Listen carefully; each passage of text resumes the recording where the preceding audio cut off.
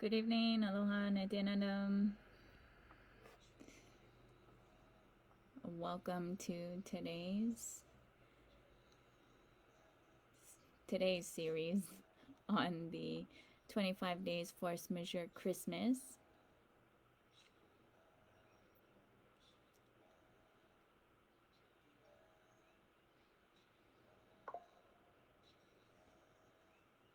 It's day 21.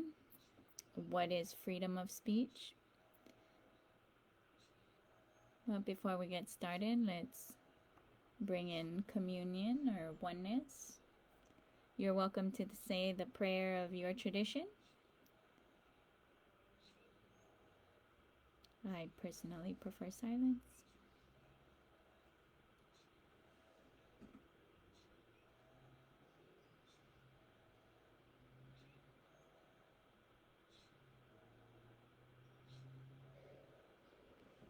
Thank you.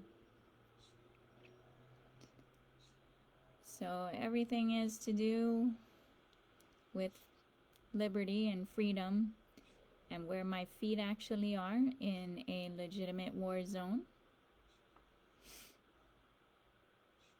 And treaties are contracts. Broken treaties are broken contracts. Occupation is war. Maritime Admiralty law. Laws of war apply to all nations associated with the UN, United Nations. Force majeure is a legal claim making all contracts null and void in natural disasters or acts of God, war or occupation. Global peace treaty is actual and factual humanitarian law with applicable remedy, full stop. Contracts meaning birth certificates, real estate, TMK, businesses, credit cards, bank loans, bank accounts, W-2s, 1099s, etc. Everything. All contracts, including lawsuits.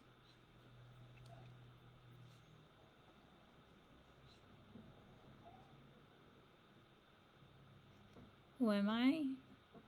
For me, I consider myself a secular Hindu quantum catalyst fusionist.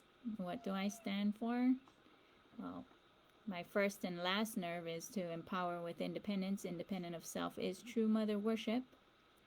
I advocate for women, mothers, to initiate third eye and kundalini through umbilical cord initiation because the 460 powers of Mahadeva are real.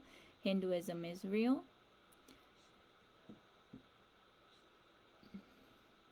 For me, I'm living the full dynamic of my rights to exist and start my own lineage, sampradaya, or vibe tribe of self-governed families expressing their own liberated consciousness, ensuring up-to-date DNA expressions spiritually, economically, and politically. So the female form is the walking temple of life, more sacred and holy than all the temples, churches, holy places, and human achievement combined. The last guardians of the future, keeping everything current, including DNA, entrusted by the cosmos, Paramashiva, God. No one will ever grant me my birthright. Women are the source of posterity, thus the right to have one's own country and currency, not the UN, not anyone or group. Time is life, and I feel that 1 hour for 1 hour exchanges only, because who gave us life? Only the cosmos, Paramashiva, God. Nobody else granted us life today. And all mothers are global leaders for that very precise reasons. We perpetuate the future. What are we perpetuating? We do have a choice. So only cosmos, again, Paramashiva, God granted, blessed me life today.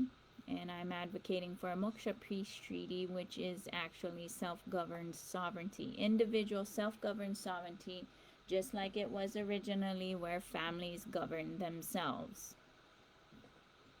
When everyone thinks for that level of open architecture and liberation, the amazing technologies that will or that even the existing technology would be used in a different way. So you are here paying rent to who? That's a legit question. I'm also advocating for redefining slavery, When landlords exist, slavery exists. No masters is no slaves. Either everyone owns an acre of land or no one owns land. I advocate for food forests, for reforestation, and so that Kailasa or heaven on Buloka or earth. The seer, seeing, seen are all one and the same. That's my vibe tribe. And I'm putting the kahea out for my vibe tribe to show up and celebrate life with. We are all neighbors on the global neighborhood called humanity. And when one household or one dharma or one religion, when you start there, only war is going to break out. So Advaita is a Hindu concept, or oneness, or ecosystem based, or consciousness ecosystem based, eco diversity. That's where we should all start from there. Unfortunately, that is not taught across the board. So all religions are unique. They are not the same. Before we move forward, I would like to take a moment of prayer.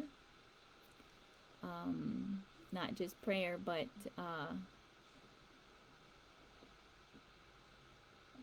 what's going on?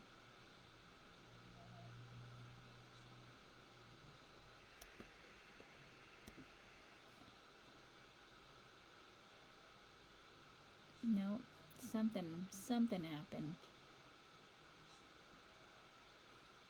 No, what's going on? The tech.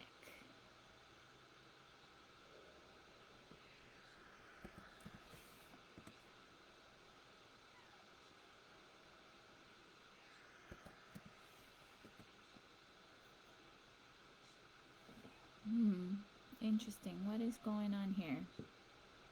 Yeah, it is. It's not just me.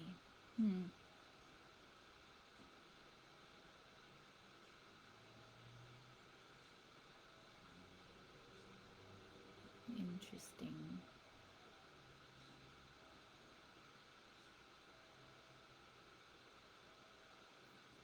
Well, let's try this. Different one.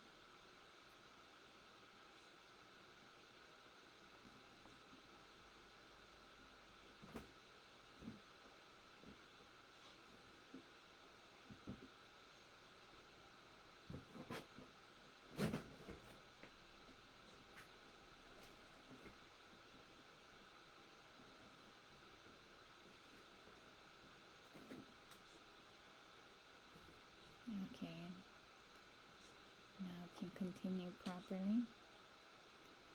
As I was sharing, would like to take a moment of silence in honor of the Congolese man who set himself on fire protesting genocide, and for his people for decades being enslaved, and children as young as 4 years old are forced to mine raw materials for tech. Right? All tech is blood tech.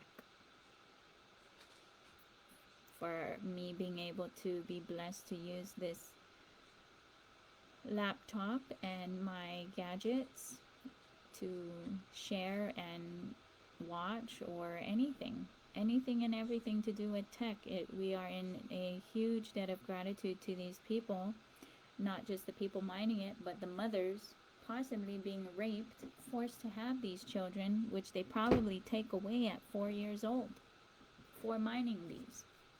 Just like every other mother on this planet Earth, from cows to pigs and chickens being raped, tortured, kidnapped, murdered, genocide, planned genocide, right? It's extended to, and it makes sense, right? That it's even to our fellow humans. So I want to share this video. A Congolese man set himself on fire to bring attention to the ongoing genocide and exploitation that is happening to his people in the DRC. The video is circulating all over Twitter, and now it has made its way to TikTok right now. And people are outraged. And I actually searched up the whole situation to see if there's articles on it. And no BBC or CNN or Washington Post, none of these big publications covered it because they want to hide what they are doing in the DRC. So the man literally set himself on fire. Like, I don't even know how he can have that kind of courage, but just to like bring attention to what's happening to the people of Congo. Like, they've been exploited. Millions of people, children at the age of 4 are mining cobalt and coltan and all kinds of stuff for the tech companies and all kinds of stuff. Okay. And I don't know if you have seen the video, but it's pretty heavy. And because we need to bring attention to this issue, guys. Nobody's talking about what's happening in Africa and how these people are suffering from the same colonial power. Israel, America, Britain, France, all these people are taking advantage of these innocent people and their lives.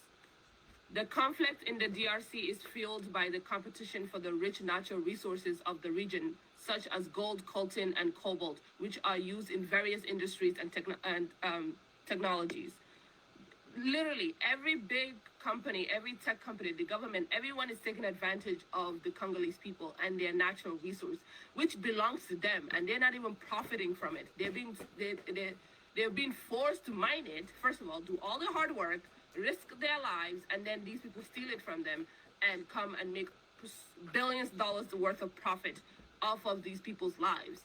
So please share this video, make it go wild, even outside of TikTok. If you see other people talking about this, make like nobody is covering this. There's no news articles covering this. Like, they don't care because they're gonna lose profits if the world wakes up to support the Congolese people and also the Sudanese people and all the other exploitation and genocides in Africa. So please share this video outside of TikTok. Let's talk about this. The Congolese people desperately need us.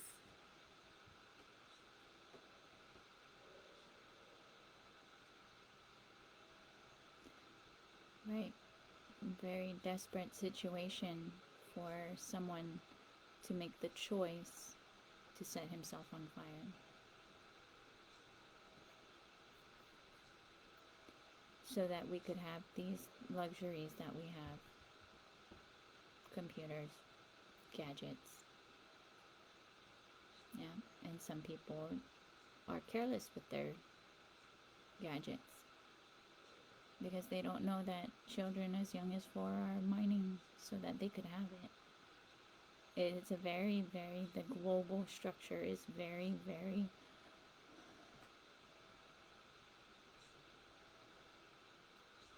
needs consciousness added to it.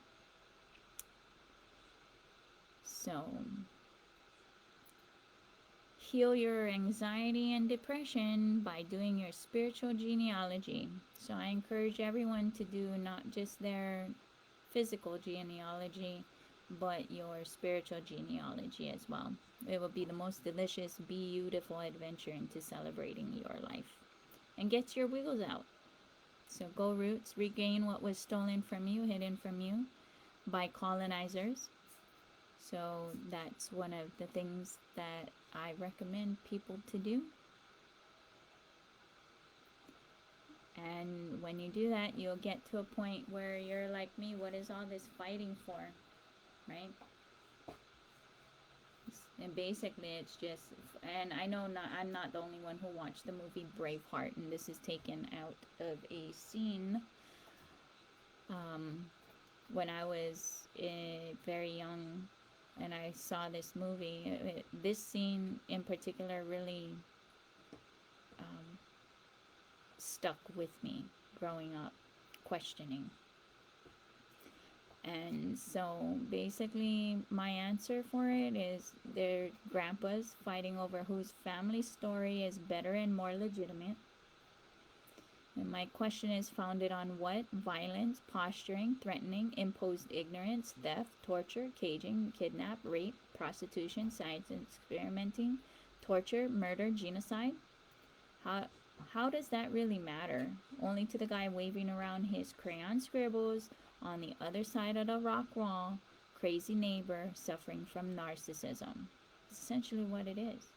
And the thing is from a mother's perspective, why are they fighting? Because from mothers, we don't have a choice. We're the ones who are the quantum or the quantum catalyst fusing DNA together. We're the only ones entrusted with that, and you don't know what's gonna come out, right? So I really thought that this gummy bear family tree was a very cute representation of that. So of course only men are gonna go and do that because they're not interested for creating peace, right? Melding together lineages or whatnot. So what are we consciously perpetuating as we are in the holiday season full swing? For those who live that lifestyle, I am advocating to normalizing handmade gifts, digital gifts, regifting, especially things you don't use. And by use, being useful is being loved. Oh, excuse me. So there's nothing wrong with regifting. Secondhand gifts, consumable gifts, experience gifts, and small business gifts. It's better to purchase all of everything, including your food, directly from the farmer or farmers markets. But here in Hawaii, most of the farmers markets are actually coming off the barge. They are not locally sourced. So I'm still in the process of collecting that data for locally sourced places so that I can share that with you. What's going on this weekend? Liliuokalani Gardens has Garden Enchantment, a very beautiful setup that they have every year, and that'll be this weekend from 6 to 9 p.m. The animals, Action for Animals, needs volunteers urgently. So if you have the time to pet play or walk shelter dogs in the volcano area, they do trainings on Sundays at 2 p.m. You can email a4ahawaii@gmail.com or check out their website, actionforanimalshawaii.com.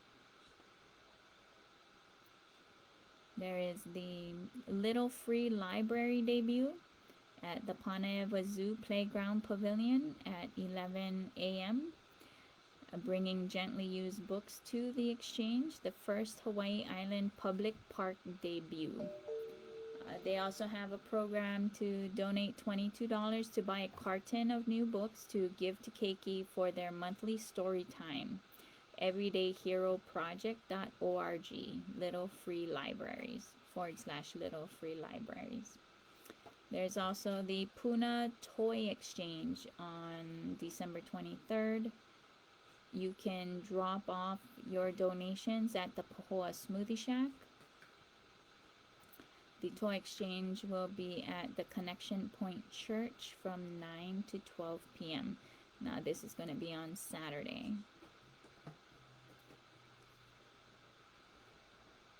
So before we get started, I want to share a couple of cute videos.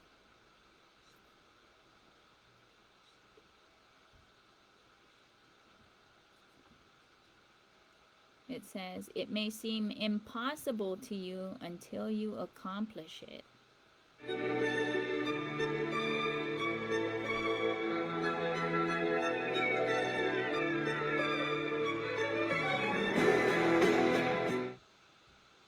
I'm gonna play that again.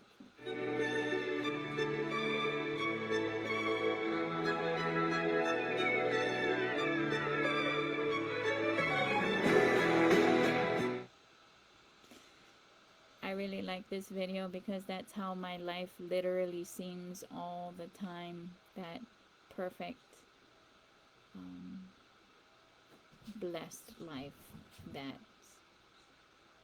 Paramashiva Cosmos blesses me with. And I wanted to share this other amazing, amazing video.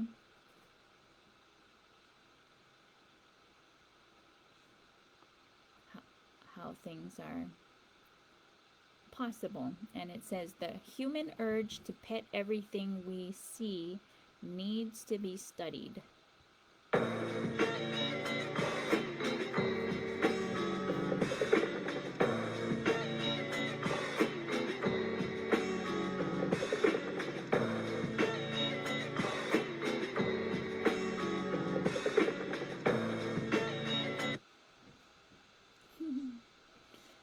That's actually very, very brave.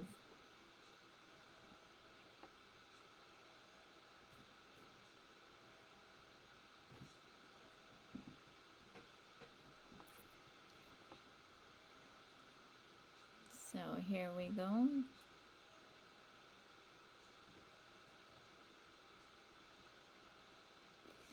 It's just a warning. If you travel beyond this point, you will be responsible for costs of search and rescues. Personal responsibility code for me personally, I call Maha Paramashiva. From here, it's full personal responsibility, and we're always on a journey of learning only because the proper foundations, educational foundations, have not been taught on purpose. So I want to share this video, and this gentleman,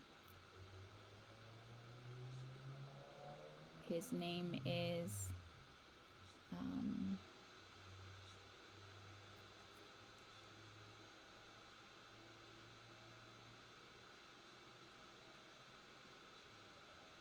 shoots. What is his name? I had his name.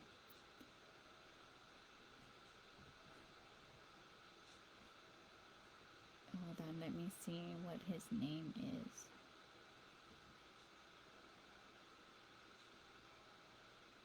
Phil Romaine. His name is Phil Romaine. I like his videos. It's very quick and to the point.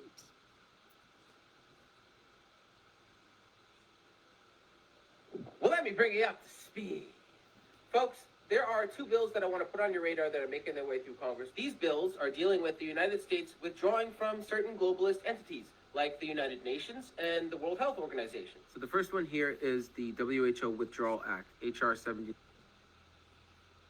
It was introduced in the House by Representative Biggs all the way back on January 9, 2023.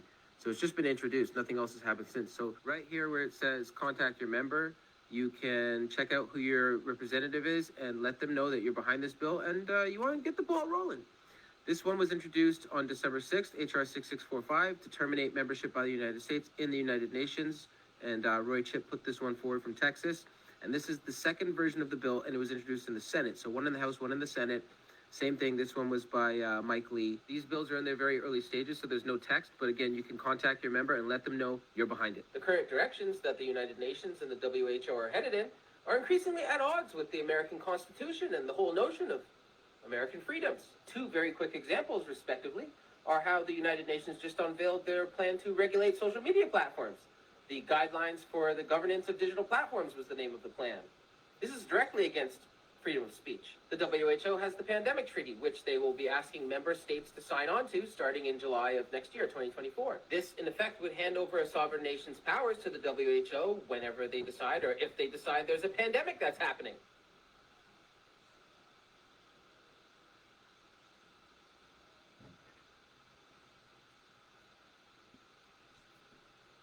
So that was a very interesting things. I'm gonna share I did put the links to the items he was talking about for your own, if you want to take a look, but I will show.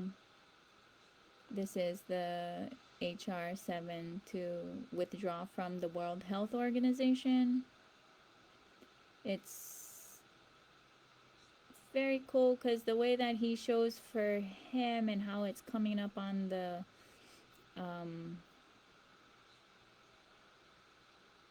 computer is different. There's no links to just go and connect with the different, unless it's a different tab. Let's take a look at this.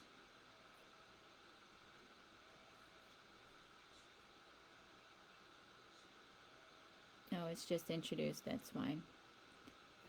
So there is an introduction to get out of the World Health Organization. This one is to terminate the membership into the United Nations. And the interesting part is I didn't get a chance to read through it, but I find it for other purposes gets very interesting. Well, how does this affect us here in Hawaii? So Hawaii is occupied by the United States, and if they get out of the United Nations, there are ramifications for that, because Hawaii Kingdom is holding United States due to their commitments as a signing member to the United Nations. So those things will start changing for Hawaii Kingdom when this goes through, if and when this goes through. But with the BRICS and this and that that's happening, the possibility is high. So this is the pandemic treaty by the World Health Organization. You should go and take a look at it, giving them global control for all kinds of things. And then, of course, the UNESCO unveiling action plans to regulate social media platforms. Now, this is very interesting because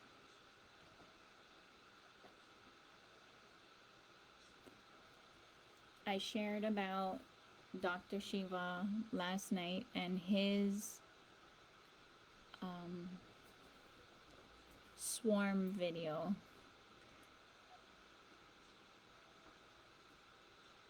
Yeah. Let me, because I'm going to share it again because it's a must see. For the constructs that are being imposed upon us, and he does because he is, and I feel like me, on the ground, roots, showing up, trying the best one can with a very high, it's called Shatter the Swarm.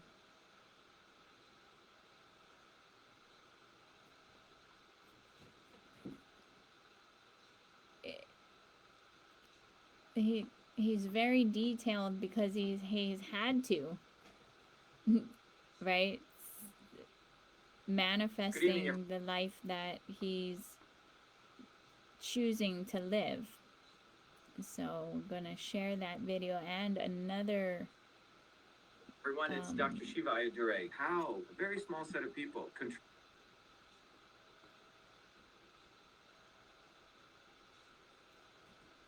But after this, I came across another video of his, old video, specifically on social media, that needs to be watched as well. So paying attention to the leaders, the cutting edge leaders of of society is a must. That's why I share his video, because it comes across for me. Everyone is following different beings. Control 8 billion people. This is what I call the elite. Let's say there's about 10,000 of them. How is it these people are able to manipulate the 8 billion people here? If you talk to a lot of naive people, they think, oh, it's the Rothschilds over here, or it's the aliens. They don't understand it's not any one individual, it's not any one organization. There's something called swarm intelligence. If you watch all those birds flying together, not any one of them is in control. They move together as a unit. They're closely knit. They're quote unquote telepathic, but they move with a singular goal. The goal of the elites here is power, profit, and control. This is the goal. So if we look at it from a control system, what are the inputs they're sending into this system to achieve their goals? And what is the output that they see? So if you're an elite over here and you're looking at those 8 billion people, how do you know you're achieving your goal? Are people getting fat, meaning unhealthy? Are people getting dumb, which means ignorant? Are people happy, which means are they being entertained? Are people divided? Are they isolated, disconnected? They don't want people here connecting with each other. Are people feeling helpless? Are people looking to the elites to save them? And they like that. They like when people here are looking to them, the enemy here, for their saviors. They really love that. They want people to be disorganized, and they definitely want people to be helpless. This is what they want. If you do not want to unite among people here and find who your own leaders are from below, they are quite happy. They're achieving their goal. Power, profit, and control. Now, how do they do this? You're going to realize it's not any one group. It's an interconnected, tightly knit group. They're all closely interconnected. In fact, they all go to the same restaurants. They have all their kids going to the same equestrian shows. They all shop at the same place. They all go to the same parties. You're not part of that. So who are these people? And what are the institutions of power that they have? Well, first of all, they have academia. Harvard, Oxford, Yale, MIT, IIT in India, the top 100 university presidents. These people are on boards of companies, but it's about 100 people who run the major universities in the world. NGOs, or nonprofits. These are people who run these huge nonprofit organizations like the Clinton Global Initiative, WEF, World Economic Forum, Center for Foreign Relations. And there's many other institutions like these, but it's the CEOs of these institutions. And these guys know each other. They definitely work together. The next thing you have is you have government. U.S. senators, prime ministers of countries, advisors to government, think tanks, the Belfer School at Harvard, the Stanford Internet Observatory. They created the censorship infrastructure. This includes CIA, right? Intelligence organizations. And again, all these people know each other. They're interconnected. They're a swarm. They're tightly knit. They're not divided like these people over here. They're not disconnected. They're highly interconnected. So these people are focused on power. But then you also have a whole nother people, the CEOs of the global 2,000 companies, other big organizations like big pharma companies, Pfizer, big agriculture companies like Syngenta, big investment companies, JP Morgan. You put Deutsche Bank here. You put Epstein down here. Okay, he was involved in all this. You also have the Fed, the central banks. All these people party together. When I say party together, I mean literally they party together, guys. Absolute close-knit friends. And in fact, the CEO of a global 2,000 company will easily move to one of the investment companies down here. If you look at Target, big companies like Anheuser-Busch and Exxon, you'll find that at one point they were in one of these investment companies, and these investment companies sit on the board of these companies, and they shuffle back and forth. So this is all about making money, right? These people are about making the dollar. These people are all about power, this is profit. And then fundamentally, you have control. Hollywood over here. This includes celebrities. You have their agents, Hollywood agents, like Ari Emanuel, as I've talked about, who's a guy who controls most of Hollywood. He controls Worldwide Wrestling Federation, the MMA, etc. Media companies. This includes Disney, Viacom. This includes now Facebook, Twitter, YouTube. These are large media companies. Google, you can put in there also. You also have big news stations, CNN, Fox. And combined with this, now we have another group, social media influencers. This is like Joe Rogan, Tucker Carlson, these characters who have come in, but they do not exist without support from these guys. If you notice, overnight, a bunch of social media influencers have come out of nowhere. And these people are created by these people.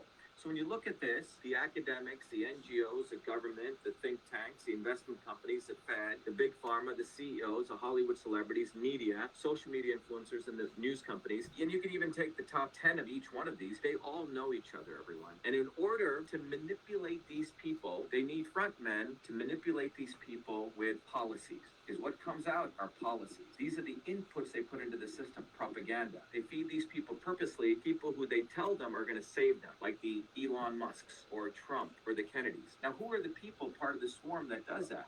They have the obvious establishment. And these people are like the Clintons or the McConnells or the Obamas or the Bushes or the Queen of England. Typically people say, oh yeah, those guys are part of the establishment. But one of the things we teach at Truth, Freedom, Health, the most insidious people are what I call the not so obvious establishment. These are the people that are created to make sure that the 8 billion people look to the elites to save them. Trump, he's got a golden toilet. Mar-a-Lago, Kennedy's, completely bogus family. You can look at historically people like Gandhi or people like MLK. These people all came and were endorsed by the swarm. These people do not exist. They live in Malibu. They live in the places of the elites. And these people are the ones that are used to send the inputs of this controller. In system science, these are the controllers. These are the people controlling the inputs that go in. And remember, their goal is to make sure people are in the state of division, disconnection, and helplessness, particularly. They're observing all this. They have their sensors. And one of the features that they notice is that as long as people are in dysfunction and diseased mentally, physically, emotionally, they're happy. Well, what are those diseases these days? We see obesity.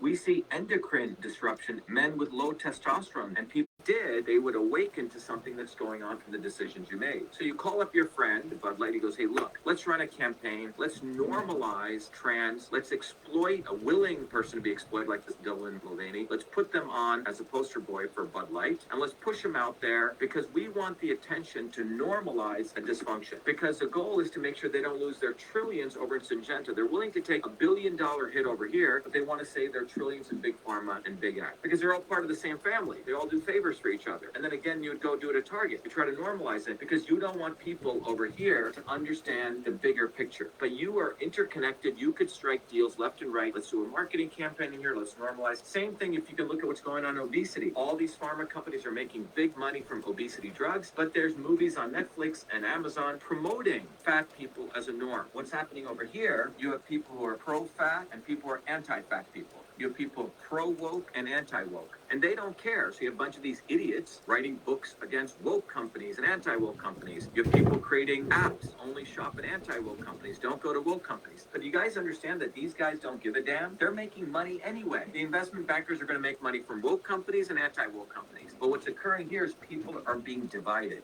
These guys are happy because they're inputting policies and propaganda. People here are being divided, and that is the goal to achieve power, profit, control. So as long as these people work together as a swarm to control the policies and the propaganda, and they provide false heroes, and they're using the Trumps, the Kennedys, and Gandhis who talk a big game, their goal is to make sure that you never understand this, that you keep thinking, oh, Kennedy's going to solve the problem. Trump is going to solve the problem. They don't want you to be leaders in your own communities. They want you to outsource your future to people like Trump or Kennedy because they're part of the swarm. And you keep getting more unhealthy, more ignorant, more entertained. But most importantly, you are divided. People here don't organize themselves to smash these people up. And this is the history of human oppression. They have it down to a system, a goal, they have a control. They want you to look to the swarm. They do not want you to ever support a Malcolm X or a Dr. Shiva or you. They don't want you to become leaders. And this is a goal. As long as you're divided, as long as you're looking over here, you're going to achieve their goal of power, profit, and control. So what's the way out? How do we win? The first way we win, everyone's got to be aware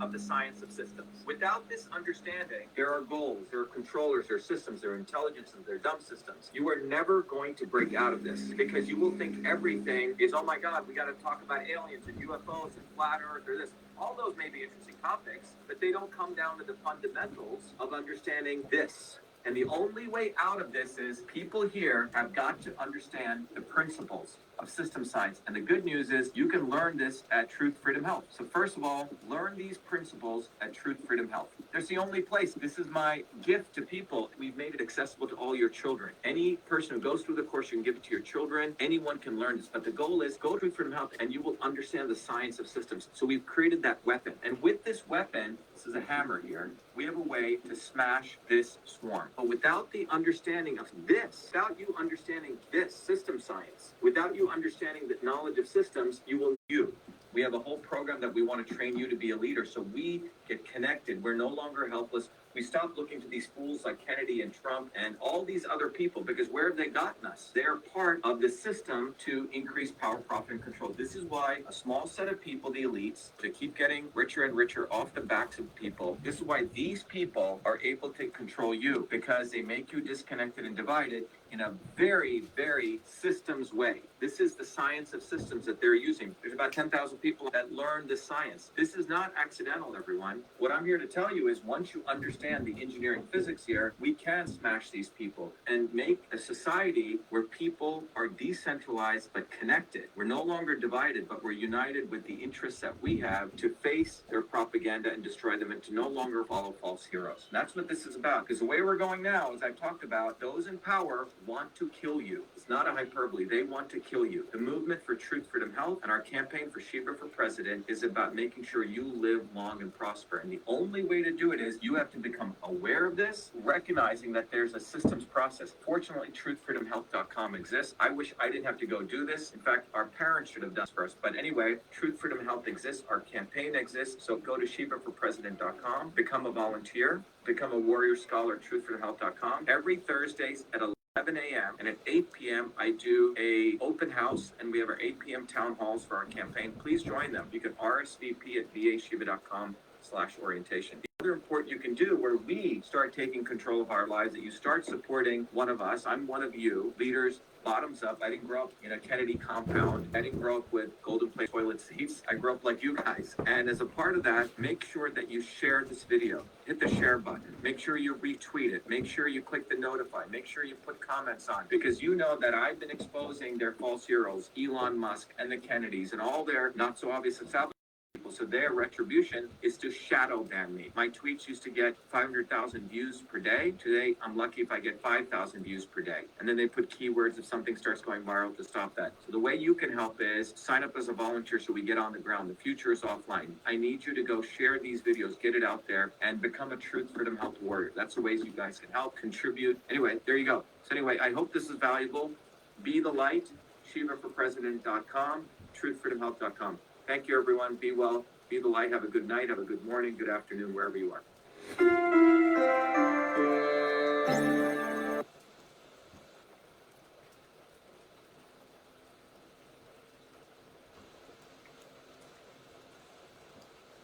So before going on to his next video where he shares about how the Twitter and the government are actually buddies, and the lawsuit that he won, I want to share a video, something that I need to go and take a look at, only because this is very concerning, specifically here in Hawaii because of water diversion, and then those Hollywood allies who ho'okipud or whatnot coming out with water products. And so that's why I want to share this thing so that whoever's watching can go and take a look at it too. If you Did you hear about what World Economic Forum said this week about climate change? They said it's a scary thing for some people, but they'll use that against people as well.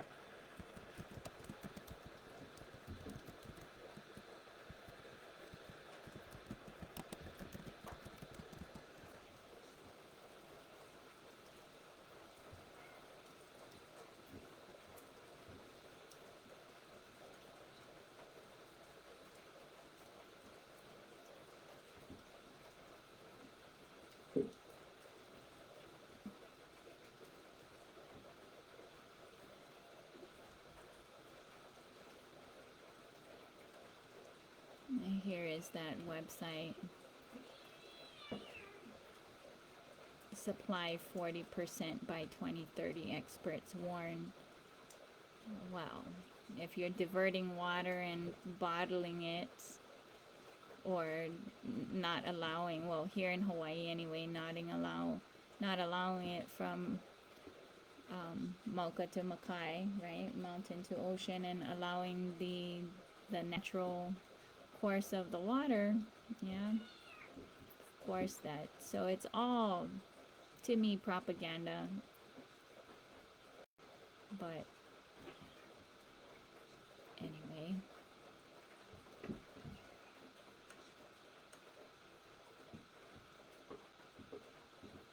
so I'm gonna share the video. This one's a little long, but it's really worth watching because he, just like he shows the constructs, he's showing the constructs of what he has found here.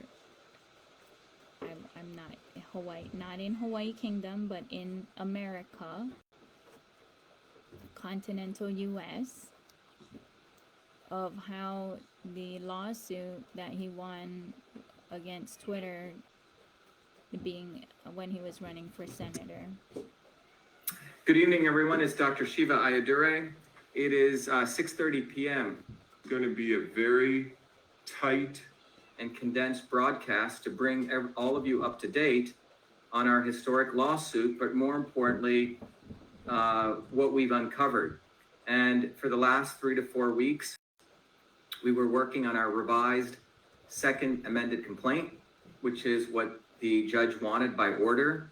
And we were adding the new discoveries we've made. And what I wanted to share with you is that our lawsuit is the first to uncover what I want to call the government censorship system to silence the speech of every American, not only on social media, but it looks like on all media.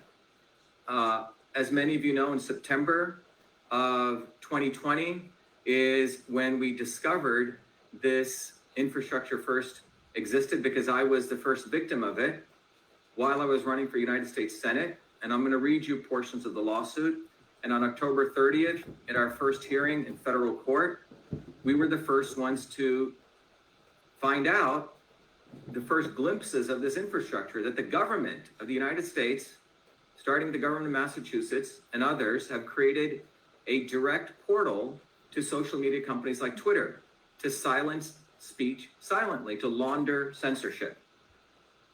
And again, we don't expect any of the media to cover it, because the media will only cover buffoons who don't really want to fight it, like Trump, okay? Trump is about making money off everything. Our lawsuit, which is being supported by you, is not about making money, it's actually about winning. So on October 30th is when we discovered this infrastructure. On May 20th and 21st, the night before that, in our 20 hours of hearing, the night before that, where I was representing myself against 7 lawyers, the night before that, we discovered the playbooks. The playbooks, which were written by the defendants in my lawsuit, which expose the actual system that they've created to silence speech of every American. And then more recently, one of our volunteers discovered the long fuse report, written by these same election officials and government actors who think that they will tell all of us how they want the world to be. And in particular, they are committed to violating the First Amendment. And that's what our lawsuit alleges in that. So I'm going to walk you through our lawsuit. Then I'm going to share with you the diagram. Every line in that diagram is backed up by facts that anyone can find publicly. And it is, for the first time, we're going to share this about the infrastructure, the enterprise that election officials and government actors have created to coordinate the silencing of speech of every American. And our lawsuit is the only lawsuit on the planet that was to discover this, that shame on the quote unquote left-wing and right-wing media, shame on Trump, shame on Bernie Sanders. All of these guys will not cover our lawsuit because we're going at the heart of the issue that both left-wing and right-wing, Republican and Democrat, have been coordinating for the last 50 years. And it was heightened with the Patriot Act after 9/11 and gone to where we are today with the formation of CISA, by the way, signed by Trump, to ensure the silencing of speech. Again, our lawsuit is the first uncovered. So let me jump right in. First of all, I want to encourage everyone to go to winbackfreedom.com. Winbackfreedom.com. If you type in right here, winbackfreedom.com, you will find all the elements of this historic lawsuit there for everyone to read. And I encourage all of you to go read it. We're going to read a section of it right now so all of you understand what's going on. It is a 75-page lawsuit that I worked with our attorneys to put together. And it's a very important document because every American, everyone on the planet should read this. But I guess it takes a, unfortunately, they don't expect, nerds or quote unquote engineers or scientists like myself to ever run for office, because this is all controlled by a bunch of elites who get to run for office and it's their insiders. But because I decided to run for office with all of your support, because they try to screw us and because we were relentless, we have figured out how they basically have created an infrastructure with the desire to violate the First Amendment. And that's what I want to go over with you today. All right, so let me begin by encouraging everyone, first of all, to go to winbackfreedom.com. And I want to also emphasize to everyone that I want all of you to take the opportunity when you go to winbackfreedom.com to be part of this movement. And we've made it accessible to everyone. Everyone donate just $1, because this is not about others who are just raising tens of millions of dollars, be it for election fraud. God knows what they're doing with their money. But this is about building a movement to recognize that the First Amendment in this country has been violated. We don't have freedom in this country. Let's stop talking about fighting for freedom. It's been lost. So let's remove our rose-colored glasses. The other thing that we want to emphasize, we need to win back freedom, but we need to understand the devastation that's taken place to freedom. And that's what our lawsuit is bearing naked for the world. All right, so first of all, I want everyone to go to winbackfreedom.com, and I want to walk you through what we've put together for all of you, because you guys asked for this and wanted it, and we've delivered. So if you go, first of all, I want everyone to donate $1, because I want you to be part of this. All right, so it says on July 22nd, 2021, Dr. Shiva, per order from the court, filed a revised second amended complaint, which includes the latest discovery of the domestic censorship infrastructure, a 24/7 speech surveillance system to surveil, blacklist, and silence Americans created by the RICO defendants. Our case is a RICO case, all right? And these defendants have worked with Twitter, with the Harvard Belfer Center, with the Department of Homeland Security, CISA, and billionaires, including Pierre Omidyar and Mark Zuckerberg. All of these, none of these people are elected by you or I. And to name a few, and you can click on, you can go get the whole lawsuit complaint here. And then there's also a report to the Long Fuse Report. This Long Fuse Report is, in my view, without hyperbole, as important as the finding of the Pentagon Papers. Because the Long Fuse Report, done by these academics who are monitoring my speech, as I'll talk about, is all about the fact that they've been surveilling, blacklisting, and censoring Americans, domestic, and they wanted to circumvent the First Amendment. And I'll talk about that. So I want you guys to go here and you'll see everything is put up. It took us a lot of effort to put this. So what I want to do is I want to now bring up a document, which is the actual lawsuit. So I want to walk you through the introduction of this lawsuit, okay? And I'm going to read it. But the reason I want to read this is because there's the introduction, and then you have all the details. So I'm going to read the first few pages, and I want everyone to listen carefully so all of you understand what's really going on in the United States. And the fact is that we've lost freedom. So let me begin here. It starts by saying, this case is about the government surveilling and blacklisting a minority to all the left elite liberals. Yeah, I'm a man. And thereby they violated my First Amendment rights, the foundational principle of the United States. Starting in June of 2020, Dr. Shiva, a candidate for U.S. Senate, as many of you know, in Massachusetts, was one of the top 6 individuals. This is what came out in the Long Fuse Report, which we discovered on June 29th. the long fuse report. So it's a 300-page report. I'm listed in there 22 times, ranked as equal to Trump as a repeat spreader. Okay, quite amazing. But I'm not funded by billionaires. I'm not funded. I'm not in the left wing or right wing camp. If anything, the Republican GOP does not want an independent base. But what the report said, I was one of the top 6 individuals in the United States who had been identified in the long fuse report as an influence operator. So that's per the playbooks. Remember, the defendants created a playbook, okay? And as an influence operator in the playbook, okay? Let me bring this down again. Created by the difference. And it said that I was under 24/7 surveillance by teams working 4-hour shifts. This is starting as early as June 2020. And they were using an infrastructure of technology and relationships as shown in Exhibit A, and I'm going to bring that up, co-architected by these defendants. The state election director of Massachusetts, the executive director of NASA, all of these people are part of creating an infrastructure, and their names are on the playbooks, and they don't want to hear it. They're freaking out right now because they thought I would just walk away and be happy getting on Twitter. Homie, don't play that game. You know, these people thought that I would just be happy just getting a little thing and walking away. The issue here is these are elected election officials and non-government or government actors, including Twitter, who have created an infrastructure. So what does that infrastructure look like? Well, I'll show you that shortly. The diagram is quite amazing.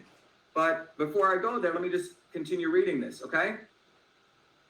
What this says is, starting in October of 2017, government officials concluded that though the nature of U.S. elections was decentralized, which means spread across 100,000 jurisdictions and using different kinds of,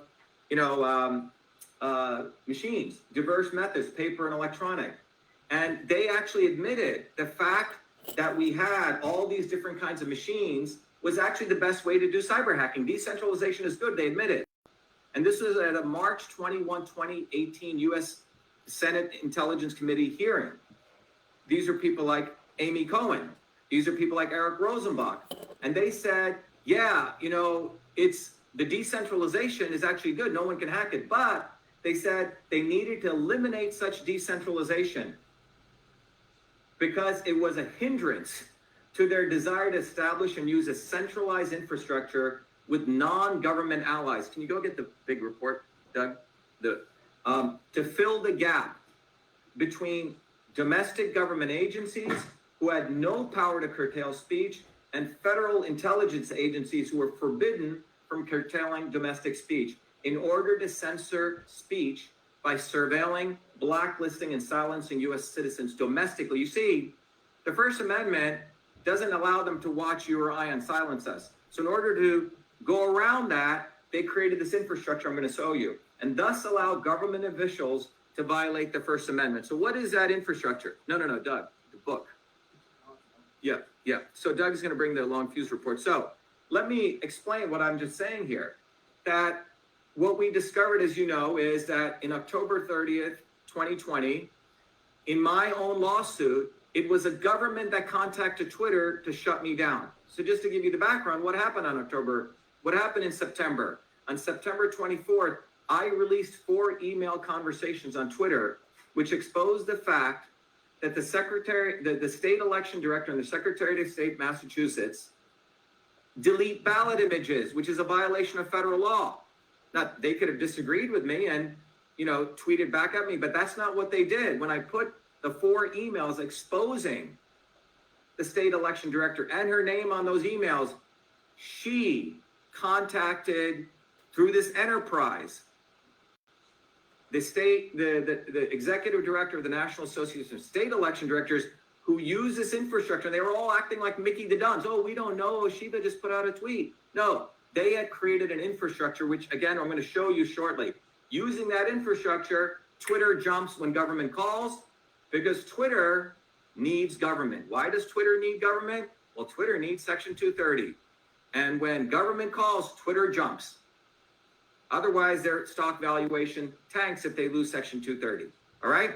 So When I put up those 4 email screenshots on September 25th, the state election director, who's a lawyer, and we found out she's not just a lawyer, she sits on the executive committee of the CISA Government Coordinating Council.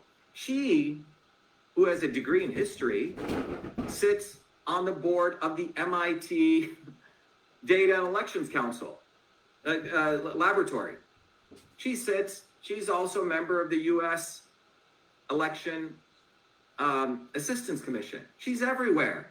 So when she, with her force, her name behind it, contacted Twitter, Twitter had no choice but to remove a U.S. Senate candidate. And what's that infrastructure I'm talking about? That our lawsuit is the first to discover. And this is why all of you must become citizens journalists and share this. So let me bring that up. All right. Again, this is the first time you're going to see this diagram, and it's going to blow your mind because it's sick. It's disgusting what's happened to this country. Here we go. Okay. What do you see here? What you see in this diagram, it's titled How It Works. Election officials and government actors coordinate with platforms to silence speech.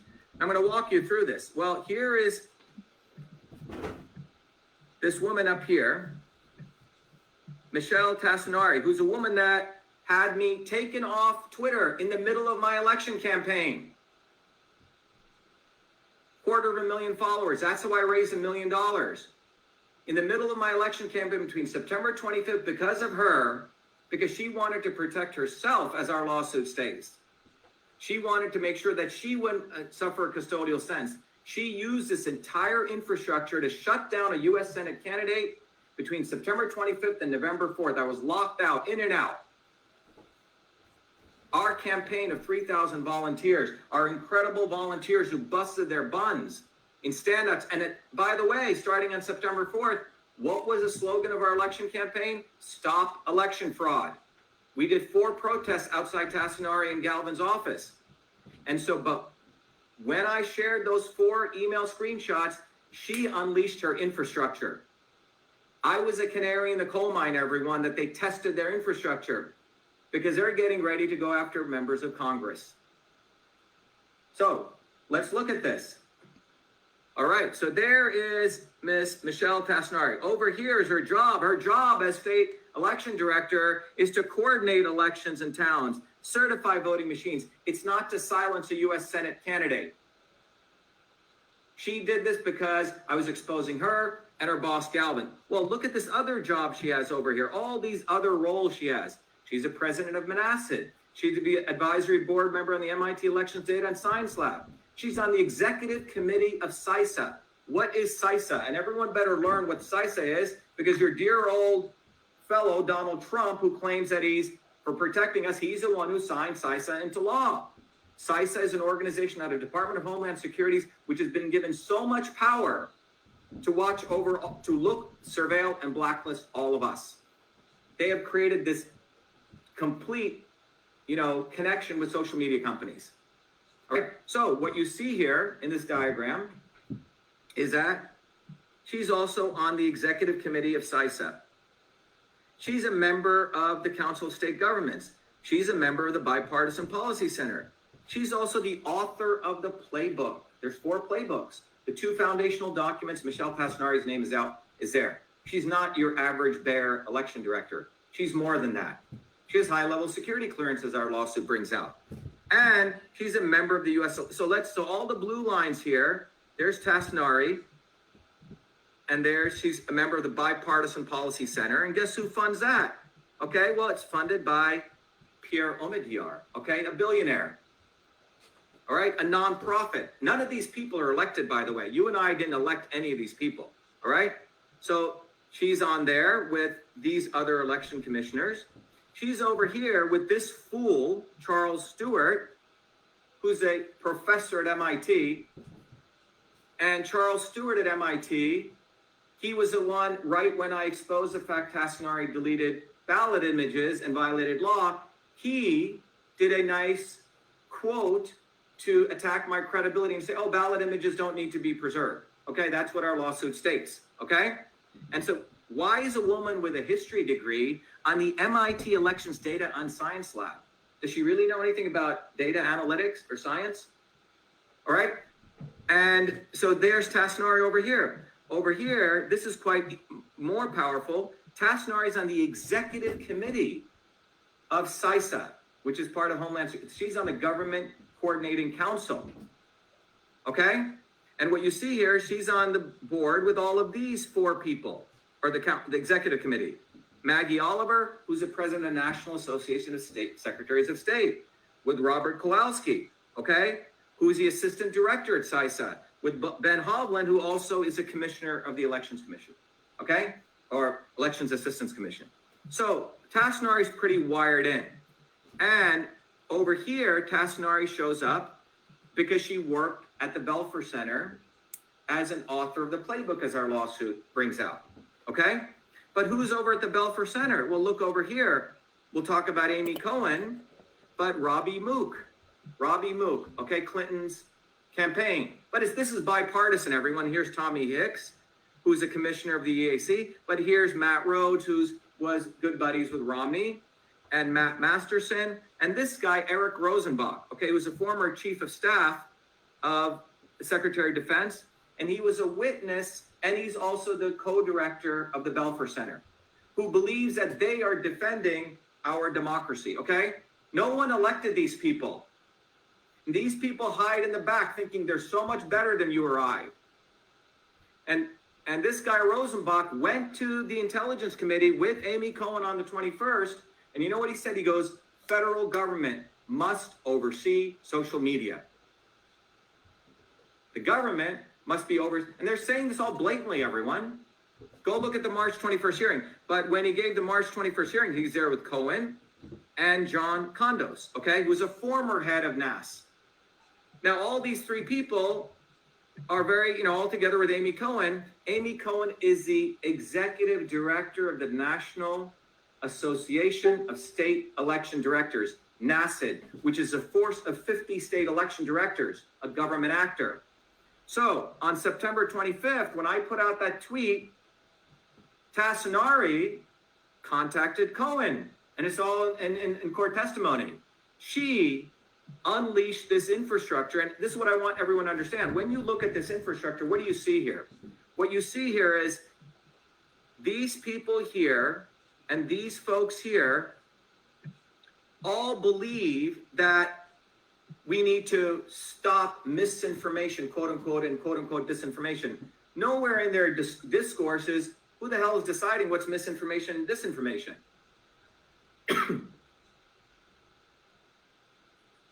Right? It's as though they get to decide. Not that this country was built on the marketplace of ideas, diversity of ideas, real diversity. All of these people, many of them are the same ones who speak out against quote unquote racism. But I'm a brown-skinned Indian guy, a minority, and they did not want me. They wanted me shaking my head, okay, so everything is fine. That's what they wanted. Because in their box, Indians like me are supposed to stay in their box. I'm not supposed to speak out. I'm supposed to be a Gandhian, okay? That's what they really don't like.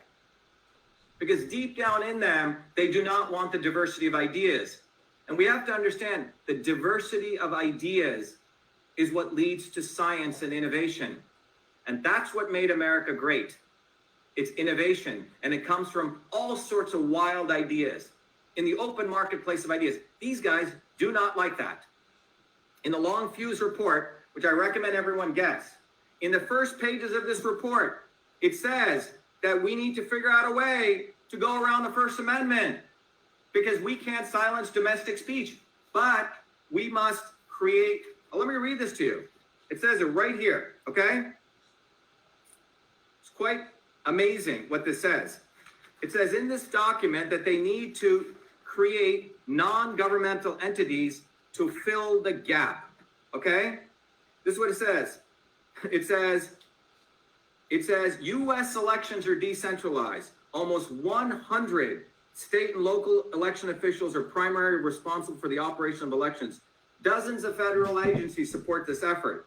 However, none of these federal agencies has a focus or an authority regarding election misinformation originating from domestic sources, which is you and I within the United States. This limited federal role reveals a critical gap for non-government entities to fulfill. They're saying that we need to launder censorship. So what they did, everyone, what our lawsuit, again, was the first to discover, and by the way, Tucker Carlson won't cover this because he'll just talk about when it's necessary to get your eyeballs. Stop following that fool, little preppy boy. Okay, what you see here is that these people, these non-governmental government actors, okay, since 2017, have been creating these blueprint documents. They're all right here, all publicly available. But I guess it takes a guy who still values the First Amendment to connect the dots. These documents are the playbooks. Here's a long fuse report, so the playbooks over here were created by the defendants and these folks who think they know better, right? And the playbook outlines step by step how they will silence speech, how they'll brand someone an influence operator. That's what they did to me. So they were surveilling me since June. They had blacklisted me as a repeat spreader, as they call it, someone whose word goes viral. I'm noted as top 6 people in the long fuse report.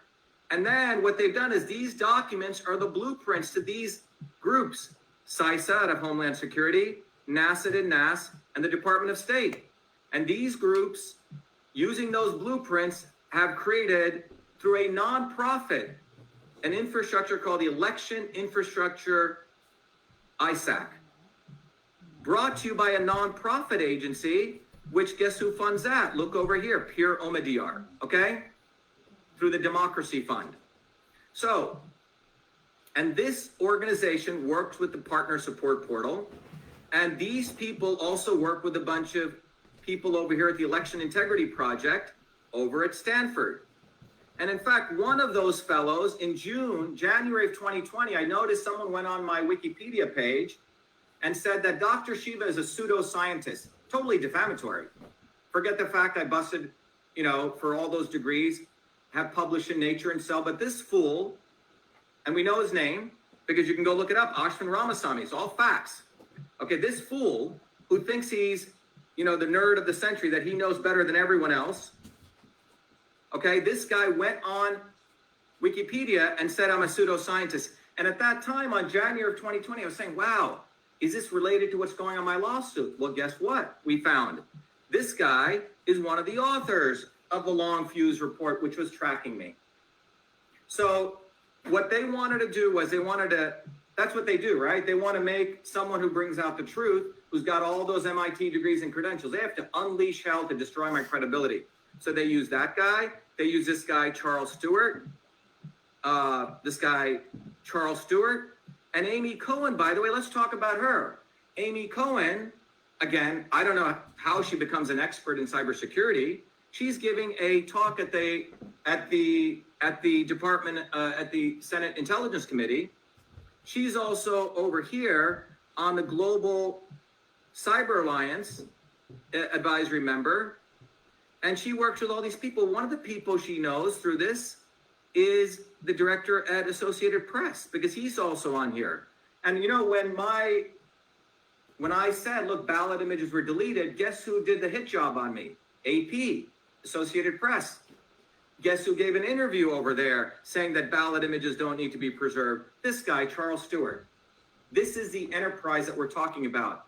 They had an enterprise that was used to not only silence me, they were surveillancing me, blacklisting me, but when I exposed the fact that a state election director had violated federal law, and forget even that, just the fact I criticized her, and to protect herself, because she knew I had lots of followers, she knew I'm running for Senate, she unleashed this infrastructure to silence a U.S. Senate political candidate. We have every right. That's what the First Amendment allows us, to critique our government. And I'm running on top of it for U.S. Senate. So they don't want this diagram coming out, but every line in this diagram, every interconnection, right? You can look it up yourselves. You may have a different opinion. But finally, what I want to end with is over here, you see these 3 little people over here. When Michelle Tasnari contacted Amy Cohen to silence me, that went over to Twitter. Well, right here is a woman called Stacia Cardilla. She is the deputy general counsel at Twitter. She filed a false affidavit. She said, you know, we decided to take Dr. Shiva off. The government had nothing to do with it. Remember, I was taken off on September 24th, all the way into my election was over on November 3rd. After that, I was back on Twitter. And then when I again shared those 4 screenshots on February 1st in a class I was teaching, bang, I'm taken off again within 17 minutes. Well, this woman, Stacia Cardilla, lied through her teeth in her affidavit, and we brought it up to the judge. She said, oh, Twitter decided to take Dr. Shiva off. We first did a review, and then we did this. It took 3 days. Well, I was taken off in 17 minutes. I brought that up to the judge. And she acted as though she didn't even know who Tasnari was. And it's not going to come from Donald Trump. Donald Trump takes a real solution, and you know, I supported him. I gave him money. I put up signs for him. But he takes a real solution, and then he gives a fake solution. I mean, he takes a real problem and delivers a fake solution. He makes money, guys. That's what he's about. Our movement, by volunteers, by people like you, is actually about going after them and making them accountable. They try to get away with what's called qualified immunity. These people knew what they did. There's case law saying they should not be doing that, and yet they did it. And you know why this is happening? Because the American people have been outsourcing their activism to scumbags called Republicans and Democrats, to Bernies and Trumps. I'm sorry, that's the way it is. I have to tell you the truth. So it's time that you all become part of a movement, a bottoms-up movement. Go look at the history of the American working class. We didn't get anything given to us. It was through struggle, through building movements. You know what you want to think about? Think about The Godfather, a bunch of, the Dons sitting around a table. And in the old days, they split up territories. You know what they split up today? They split up narratives. Okay, Hillary Clinton, you get climate change, or AOC, you get to talk about climate change. Donald Trump, you get to own election fraud. He's not going to do anything. Let's talk about it and make money, okay? Hey, you get to own this area. You get to own Russian collusion. That's what they're doing. The Republicans and Democrats split up black and white. They split us across left and right. They never will do anything. Our lawsuit is the most historic lawsuit. We were the first to expose this. And what we need to do is build the movement. You will not find this diagram. What you're seeing here is these government actors right here. What's going on here? State election officials can use a nonprofit to shut down a U.S. Senate candidate. This is called laundering censorship. So you know what? They can say, we didn't do it. They did it. No, you did it because you're the ones who created this entire infrastructure. That's why our lawsuit is a RICO lawsuit. We're bringing it's an enterprise. And I want all of you, if you're serious about this country, censor us, is they want to cut the neck off real diversity. The diversity that they talk about, black, yellow, white, whatever, transgender, that's not real diversity. Real diversity is a diversity of ideas. Places like Harvard have created a multiracial aristocracy. They got black people, yellow people, but they all think the same way. That's what they want. The issue is we need a diversity of ideas, real diversity. These people are actually the real racists. They want to segregate everyone into little boxes. They don't want me to have a different thought. They don't want you to have a different thought. They hate the First Amendment. They want to go back to the British Commonwealth. That's what we have to get in our heads. They hate the First Amendment. There's a reason the zeitgeist that this fool, Harry, is here a month ago and he says the First Amendment is bonkers. I want you guys to think. I want you guys to go to Win Back Freedom, read this lawsuit, analyze this diagram, share it with your friends. It's time you wake up and recognize you've got to let go of Republican and Democrat. That's what this is about. I'll come tomorrow, but go to winbackfreedom.com. $1. It's easy for you to be part of this movement, but study this lawsuit. It's the second, third PhD, okay? Thank you. Be well.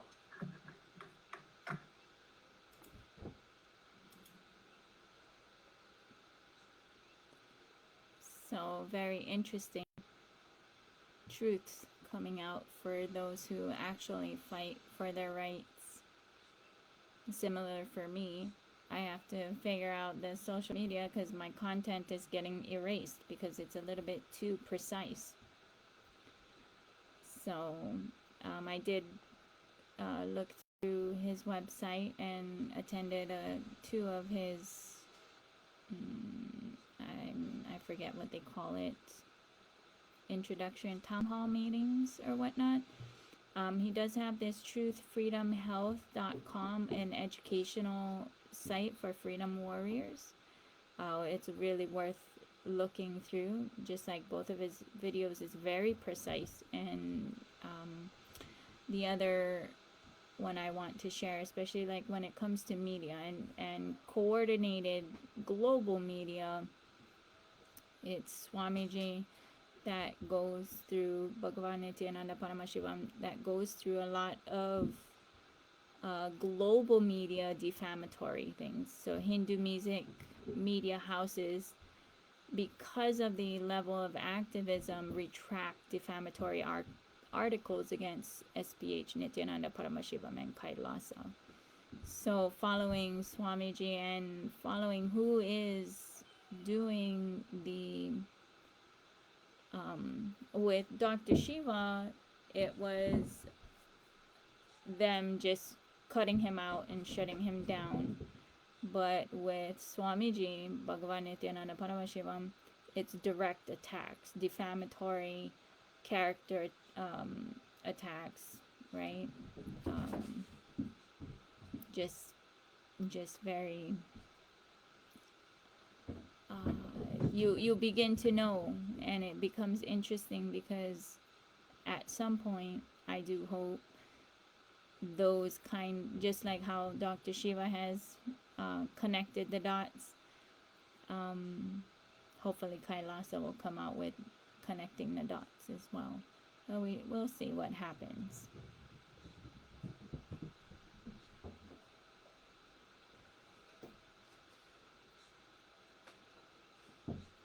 So how does this affect us here in Hawaii? Big time, because the regular media, excuse me, my cat, Mano.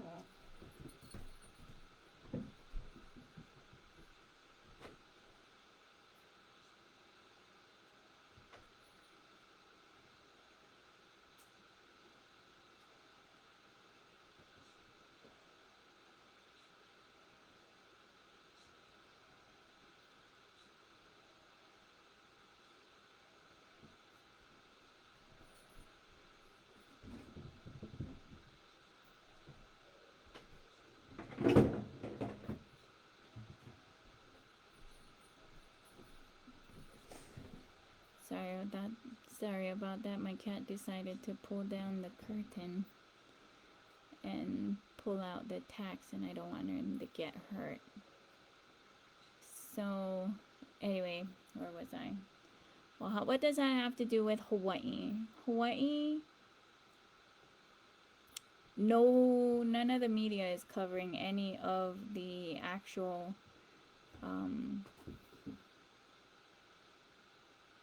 situations about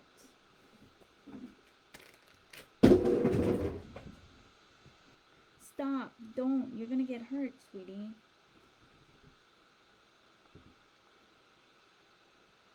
Had to throw a little yarn ball at my cat to stop dragging down the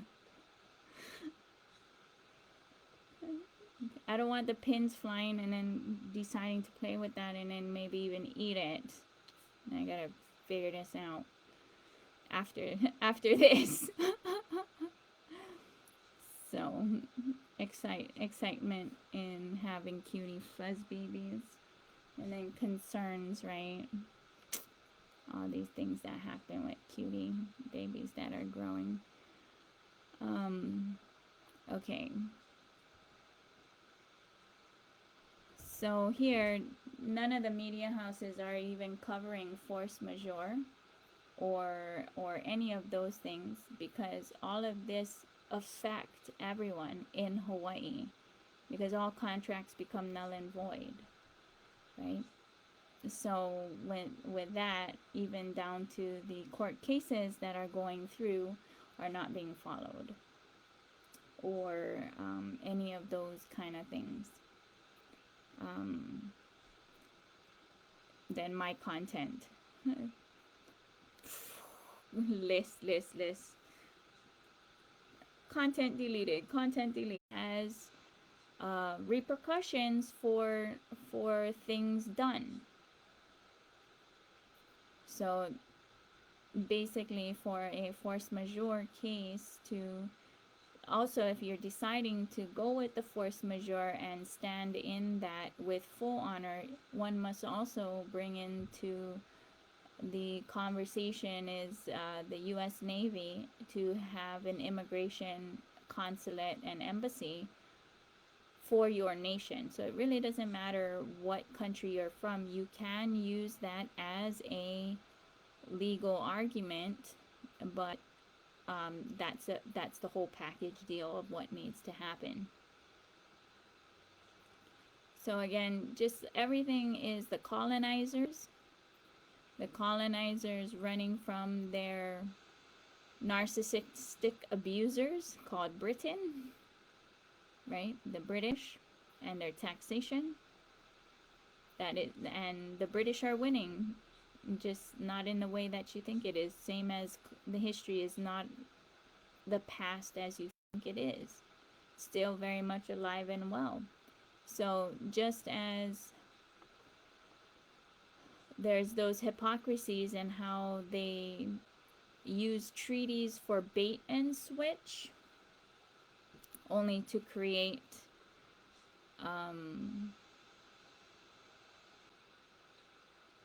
what is that? What is the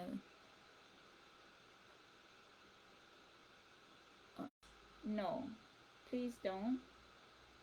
Thank you. Kala.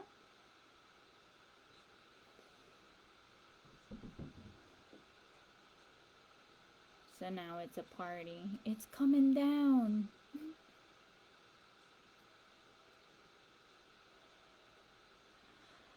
Oh, goodness. So the incentives to expand beyond their agreed upon lines or whatnot to take over and use everything. Using words called laws or made up words called laws or whatever. It's the same story because it's a mental setup. Those mental thought patterns are not race related. It's those who subscribe to or grew up with. They're not aware of their narcissistic behavior patterns. So for Hawaii Kingdom, the Queen Liliuokalani was aware that it was civilians and not a direct attack by the USA itself, and thus she put the kingdom into martial law with Article 37 in any one of the Hawaiian Kingdom constitutions, because there's different factions who subscribe to different versions of the Constitution. The most updated one should be the one used, but I'm just leaving it open that way by stating any one of the Hawaiian Kingdom constitutions. But the U.S. has yet to declare martial law in Hawaii for their side. So this is where you need to see your JAG officer and request an immigration consulate or embassy.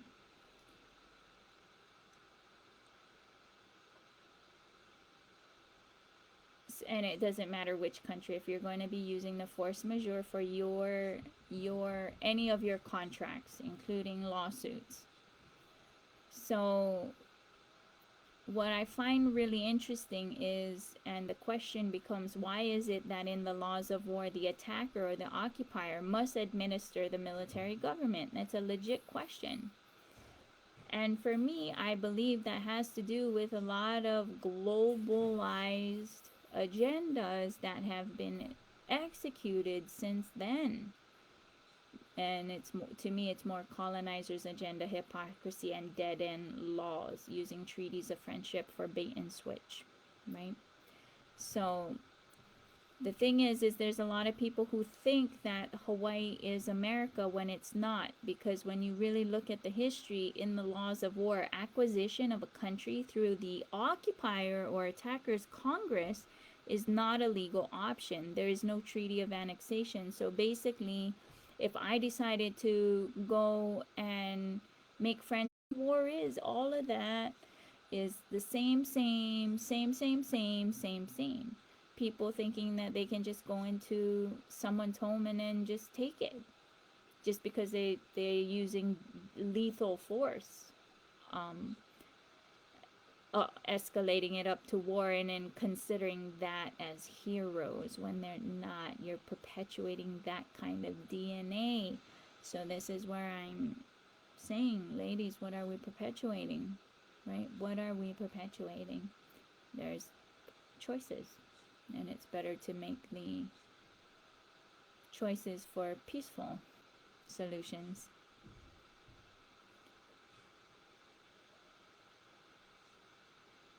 So again, force majeure, treaties are contracts, broken treaties are broken contracts. Yeah, making all title blood title. That's why they call for title insurance. Why? Because when you really find out what it is, right? Do you want to be liable for a blood title on your hands? Right? That's why they have the title insurance, and they know it. I sat with a title insurance company owner who literally had to have a drink after the conversation, and was just like, yeah, we are very aware that it's all fraud. So again, for those who are doing their studying, where history is boring unless you're trying to look into manifesting a actual reality and then having to look through this, that's where you learn more about history. But the thing is to me, I'd rather have perpetuate a different narrative, right? Not creating laws that enslave the future. That's what we're looking at. So again, all of the colonizers tread upon using massacres, mass graves, genocide of the actual land of the free, the earth peoples, First Nations, that are all inclusive of spirituality, accepting, all around the world, right? Including Kanaka Maoli or Hawaiian people, the actual official term. So today was the last day of Karma Shivoham for all 3 levels.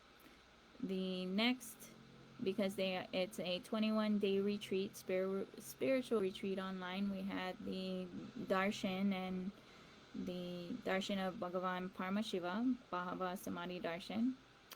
And the level 1 initiations were Ultimate Guru Bhakti. Level 2 was Guru Disciple Relationship. And level 3 is Parama Advaita Diksha, Parama Advaita Shakti, Ananta Kalyana Gunas, Parama Avatara. Meaning Atma Bhakti, essentially. That's what it is Atma Bhakti. So for Guru, they do have that transition, because the Guru's only job is to connect you to your source, and very committed to doing that, whatever that source is. And each one of us is uniquely wired, and each one of us has our own prayers. And so that's why Swamiji, I'm not going anywhere. Swamiji ain't going anywhere. Nobody's going anywhere. And we're going to somehow figure out how to get along because of what it is that I pray for, and in the process of manifesting for the ultimate exercise of my rights as a conscious being living on planet Earth. I'm advocating. And you know, for women who want to pursue and have that level of freedom, not all women do. There's a lot of women who have different ideas of what that bliss actually means. But for me, it's like, no, I want my own country of self-governed families, right? Each family is their own country with their own currency and their own everything. It's not impossible for that to happen. It just takes humanity to consciously decide, especially with the technologies and inventions available now. That is very much possible when everyone decides to consciously manifest that, right? Not licking boots, not being like, I can't. That's the level of autonomy that I know is possible and is our birthright, because the cosmos operates as such. How do I know? Are we telling birds that they need to have, where's your papers, right? Are we telling animals, well, this is how you're supposed to be worshiping God? Right? We don't tell that. So it gets very, very interesting, the level of liberated being moksha person I am, and it is what it is, right? No right, no wrong, no good, no bad. There's only pure integrity, transparency, and full disclosure, and straight communication. For me, I don't contract. It either is or it isn't, and that's it. And there's nothing else that needs to be said or done. So now we're gonna be going into the unclutching meditation. After unclutching meditation, we'll be doing power manifestation. If you would like to join in the power manifestation, please have a round fruit ready. But let's go. If some desires are arising in you, maybe desire to open your eyes or desire to move your body, any desire, just see that desire. Don't judge. There may be so many desires. Do not witness. Do not judge. Do not say right or wrong. Do not suppress.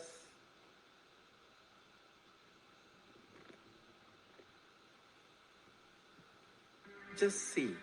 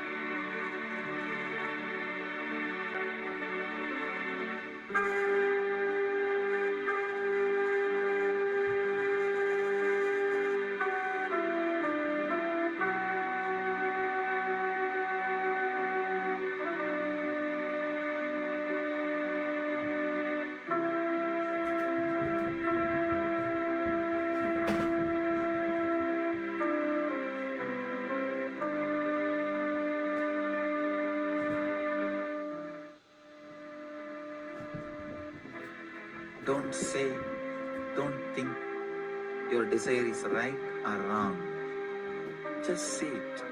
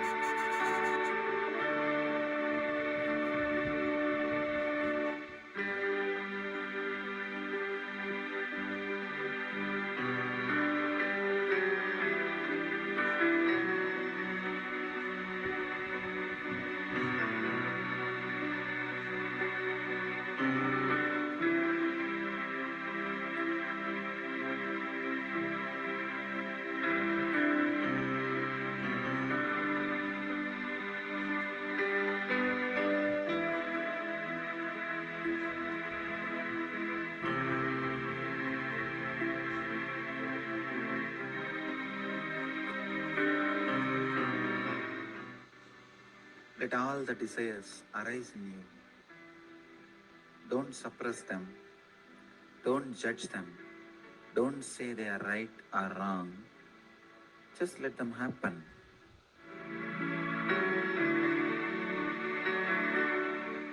Consider. Let them happen.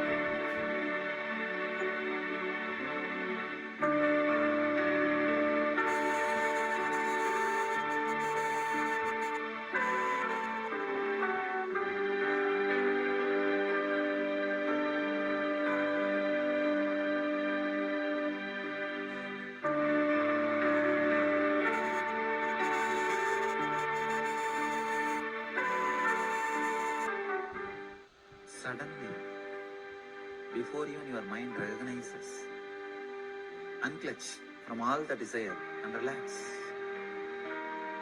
Do not argue. Do not logically decide.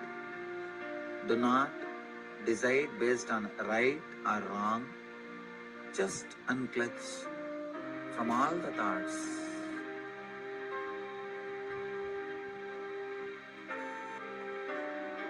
Let your eyes be closed. Just unclutch from all the thoughts.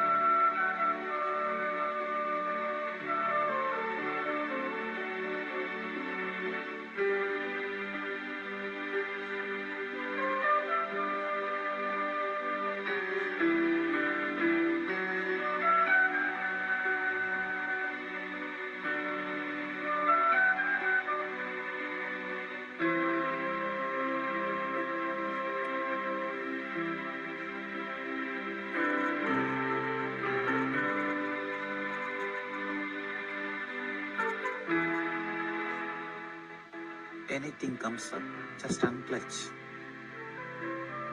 Just disconnect. Don't judge. Don't say it is right. Don't say it is wrong. Just disconnect. Unclutch.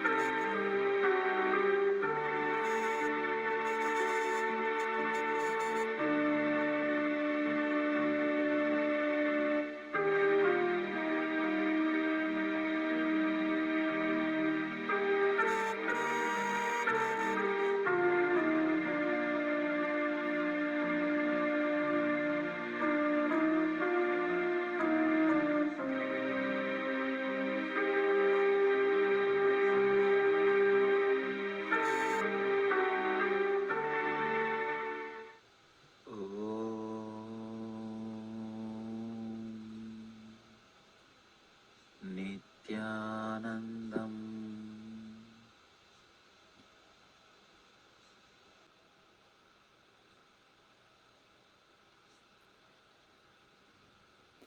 Next, we're gonna be doing power manifestation for those of you who have, or please go and get a round fruit. What I'm going to do is put it on your flat palm like so.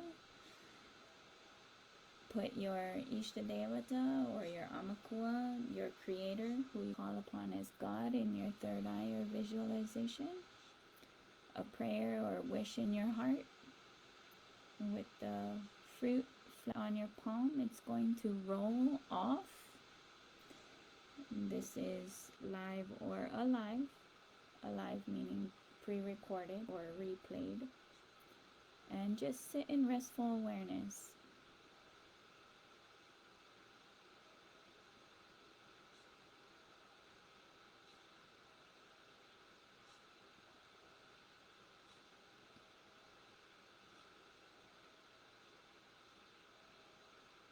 Here we go.